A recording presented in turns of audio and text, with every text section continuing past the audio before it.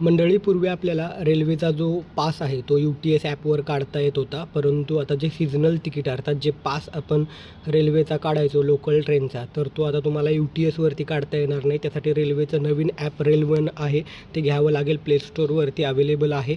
IPhone युजरसाठी देखील ते app स्टोअरवरती available आहे.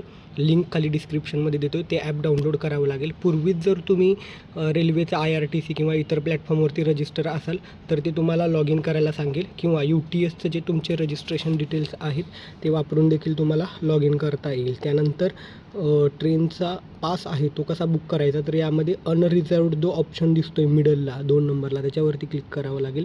त्यामध्ये गेल्यानंतर नॉर्मल म्हणजे एक वेळापुरतं हवा असेल तर ते क्लिक करा, किंवा सीझनल हवे असेल तर सीझनवरती क्लिक करा. त्यानंतर तुम्हाला इतर ज्या डिटेल्स आहेत त्या तुमच्या फिल करायच्या आहेत, जसं की कुठल्या स्टेशनपासून कुठंपर्यंत हवा आहे, किंवा ऑलरेडी तुमचा पास काढलेला असेल तो रिन्यू करायचा असेल तर रिन्यू या पर्यायावरती क्लिक करून तुम्ही पूर्वी काढलेले पास आहेत तो क्लिक करून तो देखील रिन्यू करू शकता. तर अशा पद्धतीनं तुम्हाला रेल1 ॲपवरती तुमचा पास काढता येणार आहे. थँक्यू.